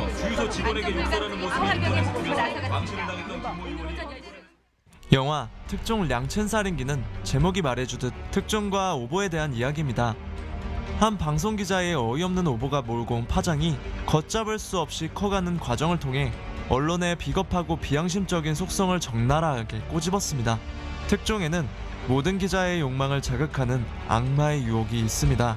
그리고 그 유혹은 기자 개인을 넘어 언론 조직에까지 뻗치기도 합니다. 기자 허무역은 자신이 보도한 뉴스가 오보라는 사실을 알면서도 자신에게 돌아올 책임이 두려워 제보자를 숨겼고, 방송사는 시청률 대박을 위해 취재원 보호를 내세워 경찰의 정보 공개 요구를 거부하며 특종 보도를 계속 강행했습니다. 영화는 방송의 뻔뻔한 오보를 이용해 완전 범죄를 꿈꾸는 범인을 내세워 그의 또 다른 살인을 막으려는 허무역의 마지막 사투로 그나마 언론인으로서의 일말의 정의감을 보여주기는 하지만, 끝까지 가짜 특종에 집착하는 국장이 허무역에게 한 말이 폐부를 찌릅니다. 뭐가 진짜고 가짜인지 가려내는 거, 그거 우리 일 아니야. 보는 사람들 일이지. 그들이 진짜라고 믿으면 그게 진실인 거야. 거짓 정부의 홍수 속에서 무엇이 진짜고 진실인지 가려낼 수 있는 깨어있고 냉정한 시민의 힘이 그 무엇보다 필요한 시점이 아닐까 생각합니다. 지금까지 영화 특종 양첸 살인기였습니다. 우리는 하루에도 독점, 단독 보도, 독점 보도라는 표현을 계속 접하고 있는데요. 남들보다 먼저 사건을 취재하고 조사하고 보도하는 것이 기자의 중요한 자질이라고 말할 수도 있겠지만, 그 경쟁이 치열하면 치열해질수록 그 보도의 본질은 흐려지고 만다는 그런 거대한 역설이 있기도 합니다. 어쩌면 남들보다 더 자극적인 뉴스를 소비하려고 하는 대중들의 욕망이 투영된 표현이라고도 할 수가 있겠는데요. 오늘 소개한 수많은 영화들 중에서 특종 양첸 살인기는 이런 그 사건 그 자체보다는 기자 개인의 내면으로 깊숙이 들어간 영화라고 할 수 있겠죠. 이 영화 속에서 허무역 기자는 일생일대 특종이라고 생각했던 이 뉴스가 사상 초유의 실수임을 알게 되면서 깊은 혼란에 빠지게 되는데요. 이처럼 기자도 기자 정신에 투철한 기자이기 이전에 한낱 평범하고 때로는 한심한 사람이기도 한 것입니다. 그래서 우리는 보이는 대로 믿고 듣는 대로 믿어서는 안 된다는 생각이 드는데요. 기자도 진실을 추구해야 하지만 그 뉴스를 소비하는 우리들도 진실을 추구해야 합니다. 이처럼 영화는 검증되지 않은 기사를 마구 쏟아내고 그걸 손쉽게 믿어버리는 지금 우리 사회의 모습을 그대로 보여주고 있다고 생각이 드는데요. 영화 속에서 언론사 국장은 영상에서도 보신 것처럼 무엇이 진짜이고 가짜인지 가려내는 것은 기자의 일이 아니다. 보는 사람들이 진짜라고 믿으면 그때부터 진실이 된다 라고 하는 굉장히 섬뜩한 얘기를 하기도 하는데요. 이처럼 받아쓰기만을 하는 어뷰진 기사의 홍수 속에서 우리는 더 두 눈 부릅뜨고 뉴스를 봐야 한다는 생각이 드는데요.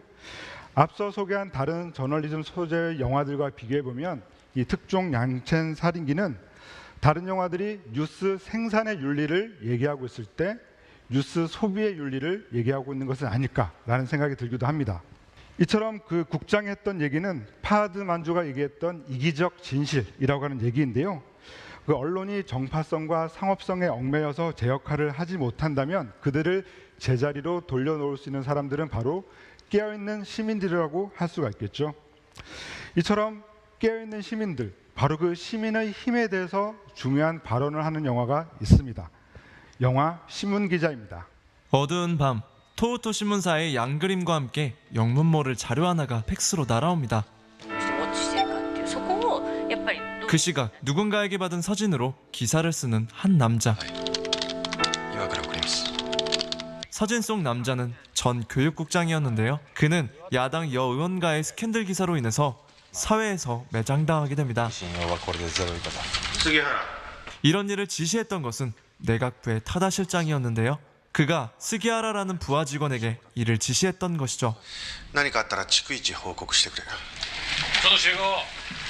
한편 토요토 신문사에서 일하고 있는 기자 요시오카 에리카와 다른 기자들은 모든 지역판 신문의 같은 곳에 위치한 스캔들 기사를 보고 누군가의 지시가 있었음을 눈치챕니다.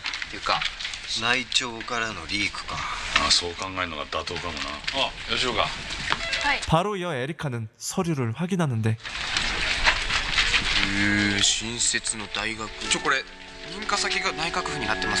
그 내용은 일본에 새로이 세워질 대학의 설립을 인가한 곳이 내각부라는 내용의 자료였죠.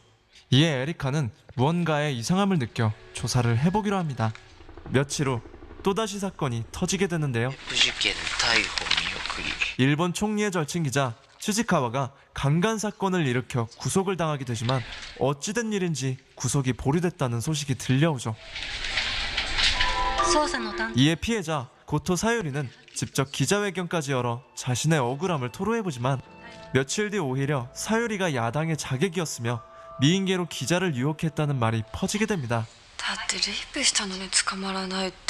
이런 정보를 퍼뜨리게 한 것은 역시 타다 실장. 이번에도 스기하라를 시켜 정보를 덮게 한 것이죠.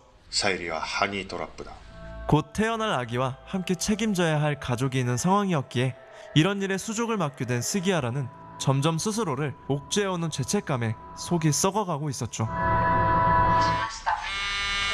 もしもし久しぶりだな。いや久しぶりに飯でもどうかなって。もちろんです。 반대로 이 일에 분개하는 사람이 또한 있었으니 그 사람은 바로 요시오카. 사실 그녀의 아버지는 과거 기자로서 사회 고발성 기사를 쓰고 얼마 가지 않아 상층부의 힘으로 오보라는 기사가 뜨며 사회에서 매장당하게 되고 끝내 목숨을 끊는 비극을 겪게 되었는데요. 요시오카는 자신의 아버지의 의지를 이어받아 썩어빠진 현실을 고발하고 바로잡으려는 투철한 정신이 있었기에 최선을 다해 사건을 파헤치려고 했던 것이죠.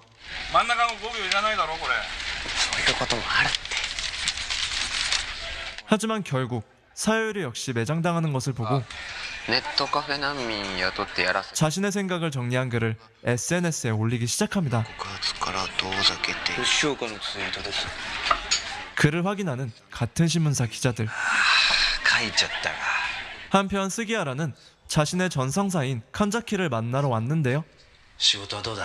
살짝 취한 둘은 진솔한 이야기를 나누기 시작합니다. 5年前の件神崎さんが一人で責任を取ったこと上からの指示ですよね。実はな家族のためだって自分に言い聞かせた。責任を取ったら今後も面倒見てやる。 스기하라는 내각부의 압박과 가족을 책임져야 하기 위해 신념에 어긋난 선택을 했던 칸자키를 보며 현재 자신의 모습을 떠올리죠. 다음 날 누군가에 의해 내각부 정보가 새어나가 여러 매체에서 그것을 폭로하는 내용이 퍼지게 되고 결국 조금씩 내각부의 어두운 면이 수면 위로 떠오르기 시작합니다.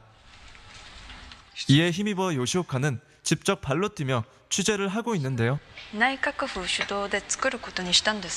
신문사에게 정보를 누설한 사람이 내각부 내부의 사람임을 추측하죠. 한편 칸자키의 후임으로 들어온 츠즈키와 대화를 하고 있는 스기하라. 그런데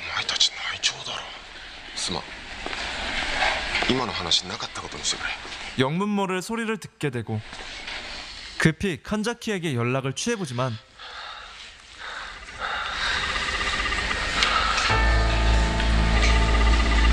같은 시각 취재를 위해 요시오카 역시 칸자키에게 연락을 취하고 있었는데요. 드디어 칸자키에게 연락이 온 스기하라. 칸자키-san. 스기하라. 俺たちは一体何を守ってきたんだろうな。待ってください、칸자키-san。 待ってください、칸자키-san。 すまない。칸자키-san。 결국 칸자키는 목숨을 끊어버리게 됩니다.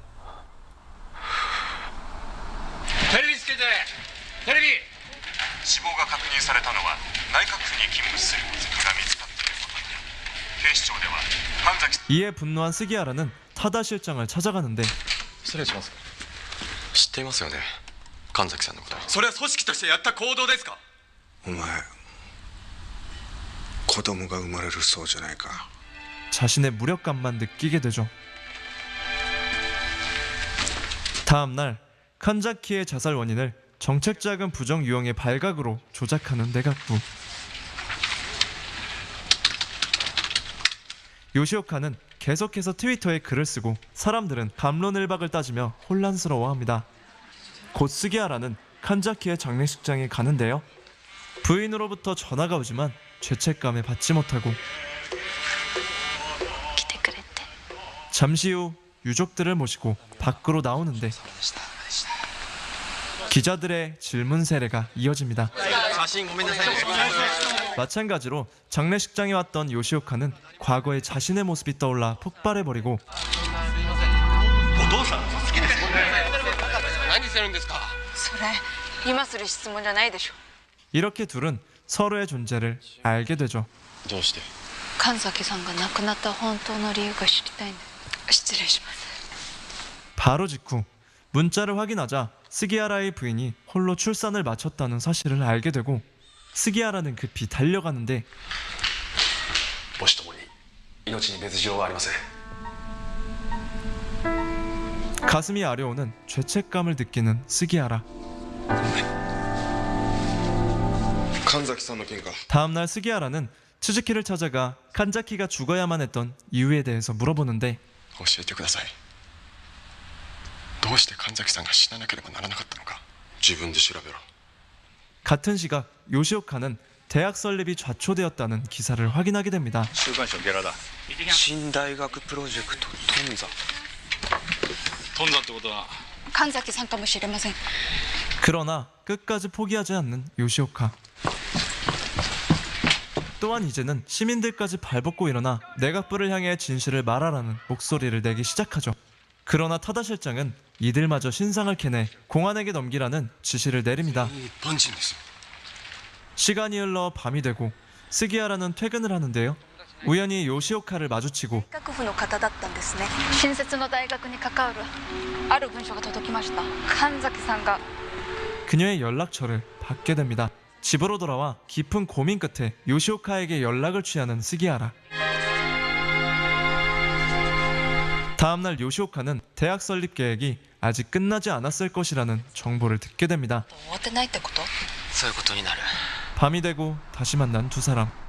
神崎さんは外交官時代に恩義がある上司です 둘은 여러 가지 대화를 나누고 함께 칸자키가 남긴 단서를 더 찾아보기로 하죠.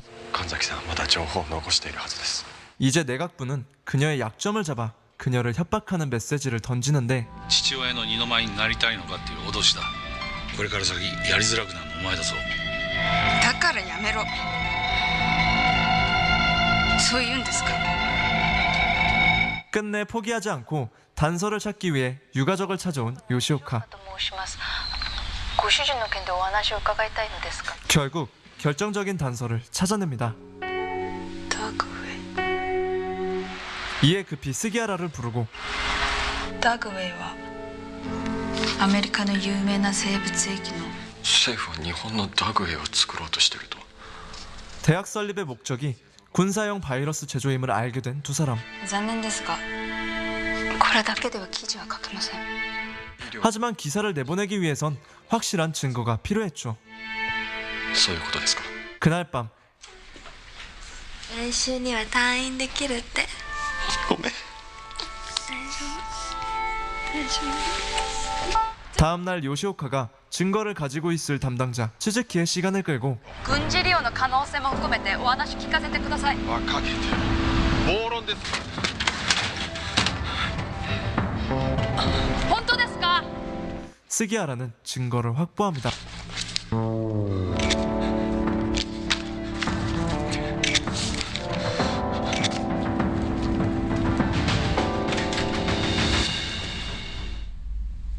또한 요시오카의 상사까지 만나 내각부에서 오보라는 기사를 쓸 시 자신의 실명을 거론하라는 말까지 하죠. 向こうから誤報だと言われたらそれを跳ね返す手段がないその時は僕の実名を出してくださいお願いします吉岡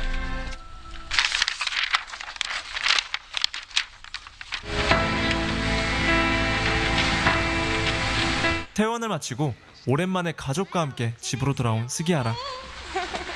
뒤늦게 칸자키가 남긴 편지를 확인하게 되는데 그 내용은 대학 설립의 목적과 모든 책임을 도맡게 되었다는 것이었죠. 全てをかぶった。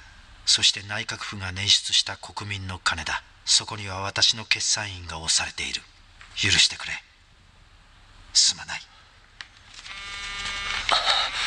뒤이어 타다 실장에게 전화가 오고 둘은 어떤 이야기를 나눕니다.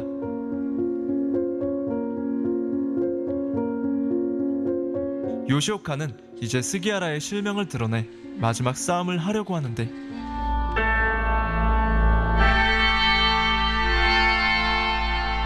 급히 스기하라를 찾는 요시오카. 드디어 스기하라를 만나는데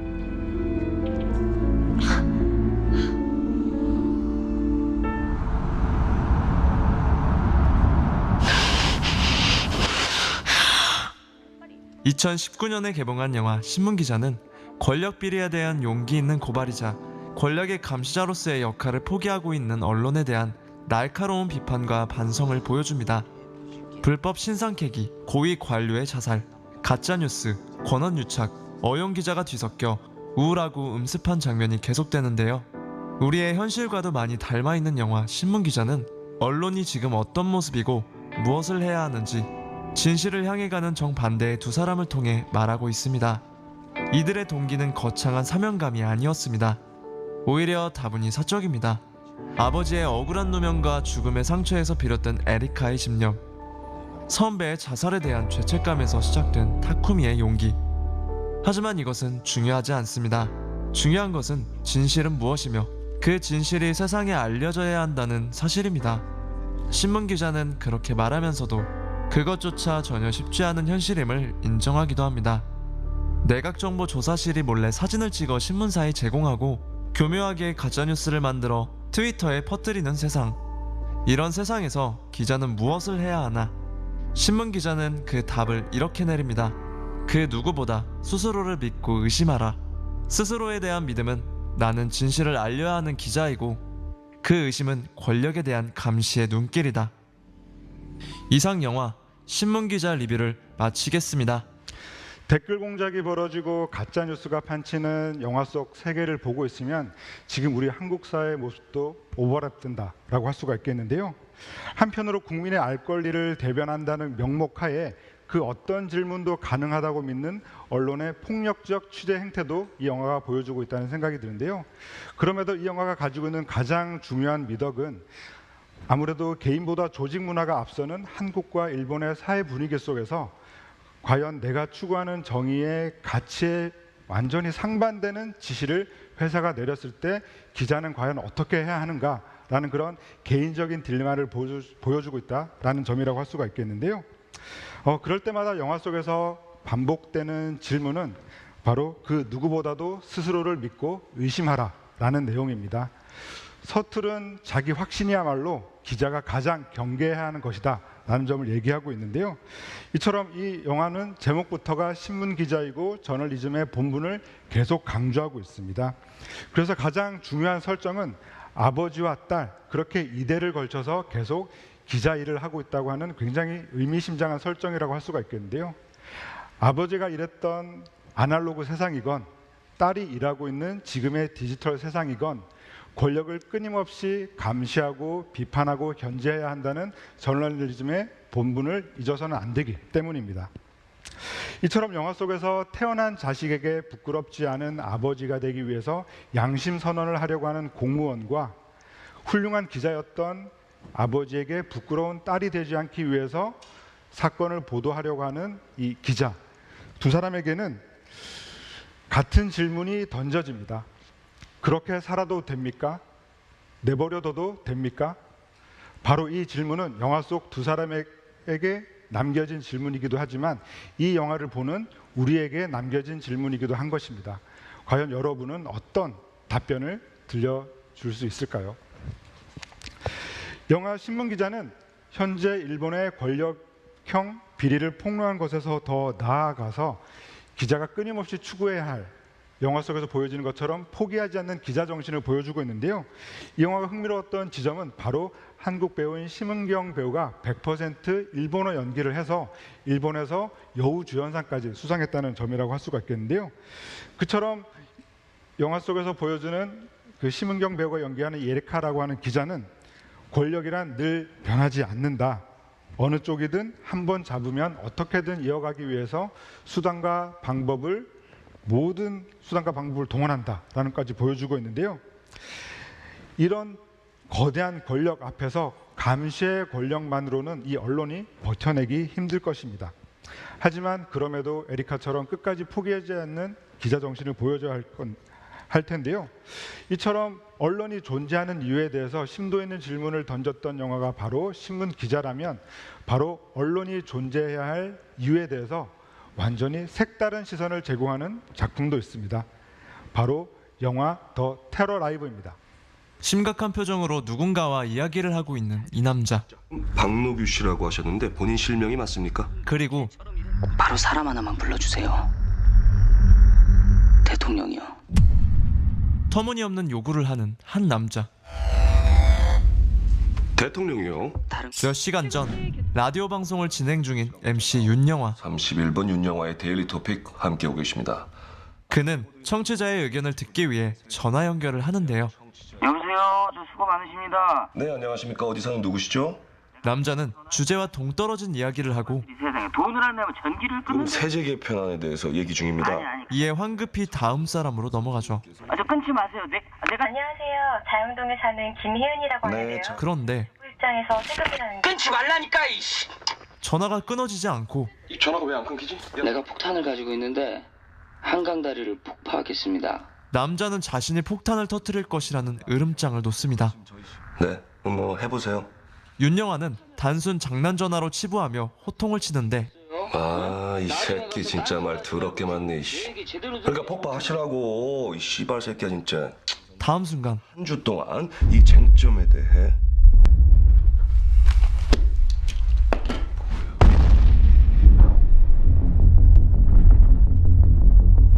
바로 직후 빠르게 어떤 계산을 하는 윤영화.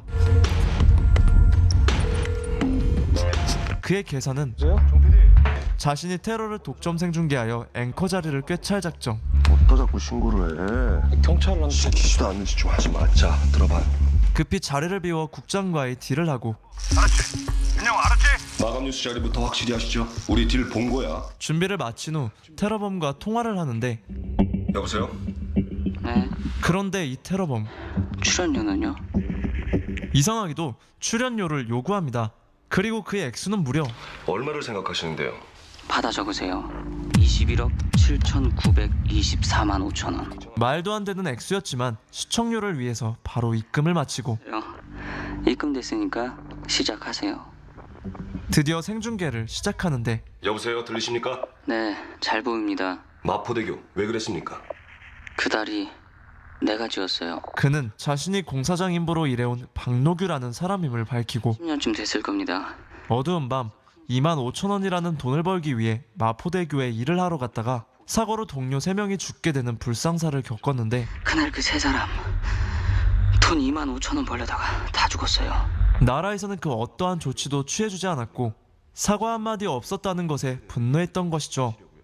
보상은커녕 사과 한마디도 없습니다. 사람이 죽었는데 이게 말이 됩니까? 그래서 결국 그의 요구는 바로 사람 하나만 불러주세요. 대통령이요. 대통령의 직접적인 사과. 이를 들은 윤영화는 당연히 이런 터무니없는 요구를 거절하는데 현재 이 방송에 대통령이 출연하는 건 아마도 상당히 어렵지 않을까 생각이 드는데요. 아니 아까 제 말 다 들어준다고 했잖아요. 네, 저 욕 한마디만 해도 됩니까? 흥분한 테러범 상태에 황급히 다른 앵커로 교체합니다. 씨 바꾸세요. 질문을 계속하겠습니다. 윤영화 씨 바꾸세요. 그러나 그 앵커 역시 끝내 요구를 거절하자. 누구잖아. 이미 말씀드렸지만 불가능합니다. 그래요? 급히 테러범에게 전화를 거는 윤영화. 아직도 내가 우습죠. 그런데 이미 폭탄을 차고 계시거든. 테러범은 귀에 단 마이크가 폭탄이라는 말을 하고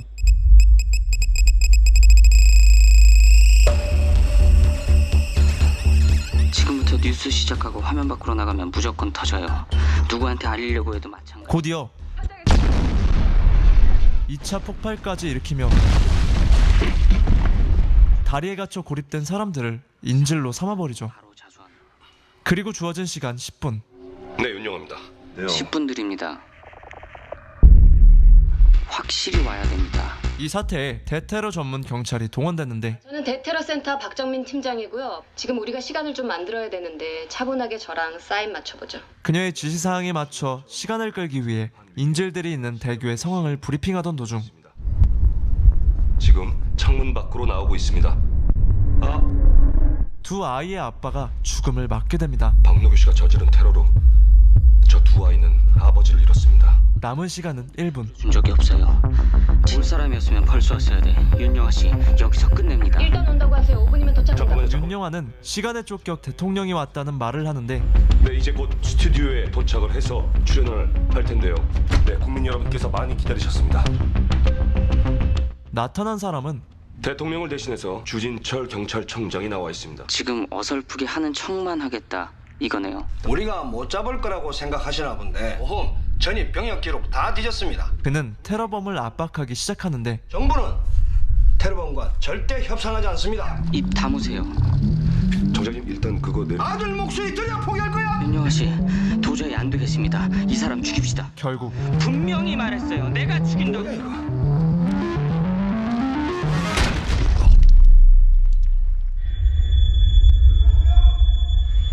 공포에 휩싸인 윤영아는 이제 그만두고 싶어 하지만 더 할 것 같아. 형 이제 그만해야 될 것 같은데. 국장의 회의와 일만 잘 풀리면 뉴스가 문제겠냐? 길 건너 바로 배지 달러 가는 거지. 경찰의 설득으로 다시 진행을 맡게 되죠. 끝난 시간. 다음 전화 오면 바로 찾아요. 그런데 경찰은 시간을 끌기 위해 요구사항을 들어주라는 말을 하고 정보 구할 테니까 시간만 빼줘요. 반대로 국장은 무조건 거절을 하라는 지시를 내립니다. 네, 윤영아입니다. 하지만 귀에 폭탄을 달고 있던 윤영아는 결국 경찰의 말을 따르는데 지금 이 스튜디오에 박노규 씨가 원하는 실제 그 본인이 와 있습니다. 그러자 네, 지금 연결된 것 같습니다. 저희가 입수한 정보에 따르면 윤영아 씨가 마감 뉴스 앵커를 진행하던 당시 총 57개월간 후원금을 받았다는 기록이 있습니다. 맞습니까? 그 보고 있는 서류 누가 줬습니까? 자신의 지시를 따르게 하기 위해서 국장이 그간 받아온 뇌물 자료를 타 방송에 넘겨준 것이었죠. 쟤들 내 손에서 막을 수 있어. 어떡할래? 미혼하게 됐다. 너 기분 더러운 거 아는데 너 뉴스 계속하고 국장 달고 본부장 하려면 이 더러운 거 이거 해야 돼. 나도 그랬어. 윤영아는 큰 패닉에 빠지는데 이게 우리 팔자야. 경찰의 문자를 확인하곤 허위 사실이라는 주장을 합니다. 사실과 다릅니다. 다음 순간 이현 방금 시청률 78% 찍었대. 윤영아가 그랬던 것처럼 본부장 자리를 딜로 시청률 70%를 요구받았었던 국장이 목표를 이루자 윤영아를 버리고 사라져버립니다. 심지어 인질 중에는 취재를 나갔던 헤어진 자신의 전 와이프가 있다는 사실까지 듣게 되죠. 어떻게 된 거야? 뭐야 이거? 국장님이 말하지 말라고 하셔서. 이제 윤영아에게 남은 방법은 대통령을 데리고 오는 것뿐. 시간을 끌기 위해 또다시 인질들의 상황을 살펴보는데 이지수 기자 들리십니까? 현재 휴대전화를 통해 생중계해드리고 있습니다. 신체 일부에 화상을 입은 환자를 있어. 그녀의 호소로 인해서 자신을 제외한 아이와 여자들을 구조해도 된다는 허락을 받아냅니다. 아이들만이라도 구조될 수 있도록 간곡히 부탁드립니다. 여자하고 애들만 빨리. 드디어 구조가 시작되는데 구조하기 위해 구조 헬기가 접근하고 있는 모습.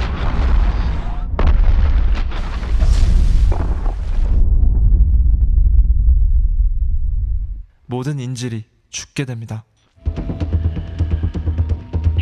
인질이 죽자 바로 출동을 시작하는 경찰들. 그런데 우리 아직 끝난 거 아니에요. 지금 다시 시작합니다. 이 빌딩. 잠깐만요. 추가 테러의 위험이 있습니다. 지금 즉시 체포 작전을 중단하고 대피해 주시기 바랍니다. 다음 순간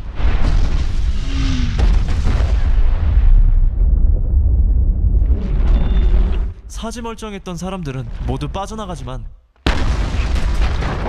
귀에 폭탄이 있던 윤영아는 자리를 뜰 수 없었죠. 곧 정신을 차리는 윤영아.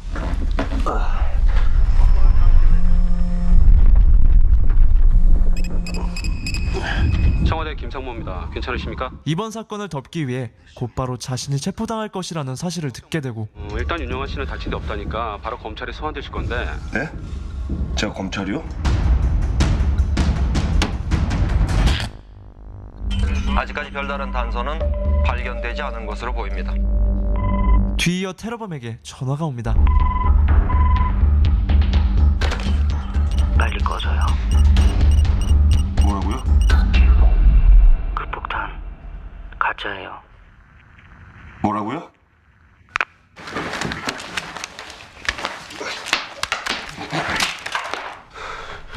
모든 걸 잃은 윤영아는 다시 방송을 켜고 뉴스를 말씀드리겠습니다. 매운 테러범이 잠시 후에 이 스튜디오로 와서 본인의 정체를 직접 밝히게 됩니다. 전 그 테러범을 잡아 죽일 겁니다. 테러범과 사투를 벌이는 윤영아.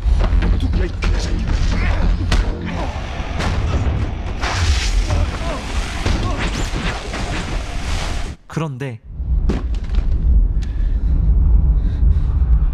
테러범은 박노규의 아들이었음을 알게 됩니다. 또한 요구했던 돈은 국가에서 지원해줬어야 할 피해보상 지급금이었던 것. 너 박노규 아들이야? 모든 사실을 알게 된 윤영아는 그에게 손을 뻗어주는데 잡으라고! 너 아버지처럼 똑같이 죽을 거야! 어?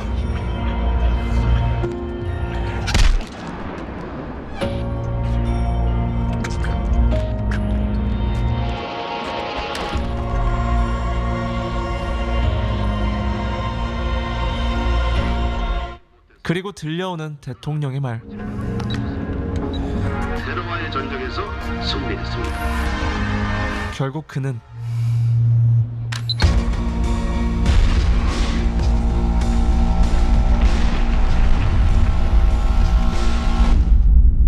영화 더 테러 라이브는 한 시민이 서울 한강 마포대교를 폭파시키는 황당하고 극단적인 상황을 설정했습니다. 그럼에도 이 영화를 지나칠 수 없는 이유는 영화 속 테러범 박신우 때문일지도 모릅니다. 위법적, 반사회적인 극단의 방법으로 세상에 자신의 목소리를 들어달라 외쳤던 소외된 약자 박신우. 그제서야 그의 목소리를 들으려 노력했지만 실은 그마저도 본인의 사리사욕 때문이었던 윤영아. 항상 낮은 편에서 공정하고 바른 뉴스 전하겠습니다. 앵커 윤영아가 한 말입니다. 하지만 그는 자신의 출세를 위해 약자를 이용했고 시청률에만 집착하는 방송사 간부에게 이용당하기도 합니다. 언론이 과연 누구를 위해 존재해야 하는지를 우리 모두에게 묻고 싶었던 영화 더 테러 라이브였습니다. 네, 드디어 마지막 6번째 영화까지 보셨는데요. 이렇게 6편의 영화를 보면서 우리는 본질적인 질문을 던질 수 있을 것입니다. 그러니까 뉴스의 목적, 저널리즘의 목적은 무엇일까 하는 질문인데요. 아마도 더 나은 세상을 향한 의미 있는 희망에 대한 간절함이 아닐까라는 생각이 드는데요. 하지만 그런 선의의 희망이 누군가에게는 성공을 위한 발판이자 기회가 될 수도 있을 것입니다.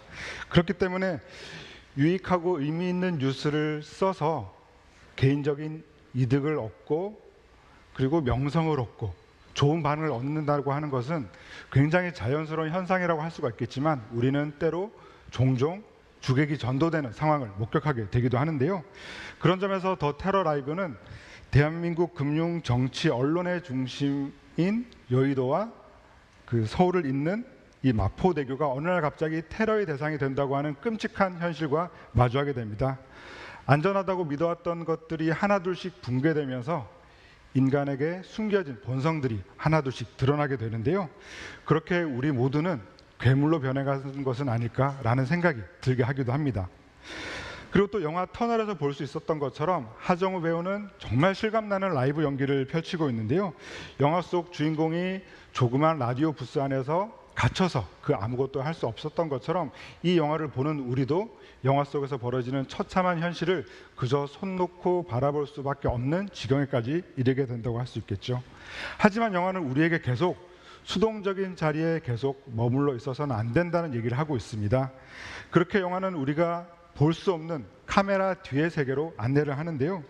우리가 수동적인 자리에 머무르려고 하면 할수록 카메라 뒤의 세계는 테러를 쇼로 만들 뿐이죠. 그래서 영화 속 노동자와 인질들 그리고 영화를 보는 우리의 절규는 그저 의미 없는 배경음악이 될지도 모릅니다. 이렇게 저널리즘의 목적이 더 나은 세상을 향한 간절한 희망이라고 다시 한번 제가 말씀을 드린다면 우리는 영화가 얘기하고 있는 것처럼 카메라 바깥의 진짜 진실을 봐야 한다라고 할 수가 있겠죠. 이렇게 언론이 존재하는 이유에 대해서 그 언론의 존재 이유가 무엇인지 여러분들은 총 6편의 영화를 보면서 그 답을 찾으셨는지 모르겠습니다. 언론은 국민, 더 나아가서 사회의 약자들 그리고 또 소외받고 억울한 사람들을 대변해야 한다고 하는 그런 가치에 대해서 이 6편의 영화가 모두 얘기하고 있다는 생각이 드는데요. 이처럼 이 언론의 본질에 대해서 말로만 할 것이 아니라 이 언론은 우리 곁에 일상처럼 그 곁에 단단하게 존재해야 된다고 하는 것을 계속 얘기하고 있다는 생각이 듭니다. 그리고 그것이 바로 지금 언론이 추구해야 하는 참 모습이길 바라겠습니다. 네, 이번 온라인 저널리즘 영화제에서 준비한 내용은 여기까지인데요. 저널리즘과 영화를 잇다로 출발한 이 영화제는 우리에게 친숙한 영화들을 통해서 다소 어렵고 무거운 저널리즘에 대해서 좀 더 의미 있는 얘기를 해보자 준비한 시간들이었죠.